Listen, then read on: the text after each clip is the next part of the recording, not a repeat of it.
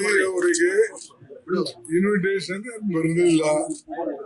ಆದರೆ ಜೈಶಂಕರ್ ಅವರು foreign minister ಮೊದಲು ಹೋಗಿ ಎಲ್ಲ ವ್ಯವಸ್ಥೆ ಮಾಡಿ ಆಮೇಲೆ ಇವರಿಗೆ ಇನ್ವಿಟೇಷನ್ ಬಂದ ಮೇಲೆ ಹೋಗಿದ್ದಾರೆ.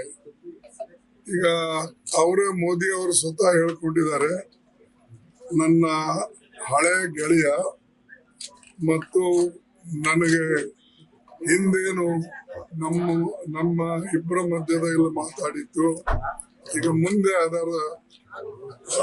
ಅದು ಸಾಕ್ತದೆ, ನಮಗೆ ಸಹಾಯ ಆಗ್ತದೆ ಅಂತಕ್ಕಂಥ ಮಾತು ಹೇಳಿದ್ದಾರೆ.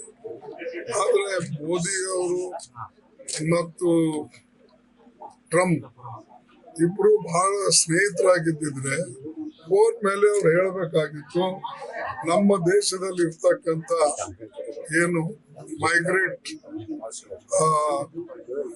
ಕೆಲಸಗಾರಿದ್ದಾರೆ ಅವರಿಗೆ ನೀವು ಹಂಗ್ ಕಳಿಸ್ಬೇಡಿ, ನೀವು ಈ ಸಾಮಾನು ಸಾಗಾಣಿಕೆ ಮಾಡತಕ್ಕಂತ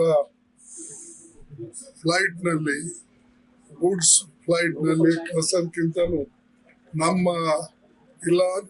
ಸ್ವಂತ ಪ್ಯಾಸೆಂಜರ್ ಫ್ಲೈಟ್ ನಲ್ಲಿ ಕಳಿಸಿ, ಇಲ್ಲ ಆದ್ರೆ ನಾವು ಕಳಿಸ್ತೇವೆ ಅವಾಗ ನೀವು ಕಳಿಸಿ, ಅಲ್ಲಿವರೆಗೆ ಇಟ್ಕೊಳ್ಳಿ ಅಂತ ಹೇಳಿದ್ದಾರೆ. ಅಂದ್ರೆ ನಿಮ್ಮ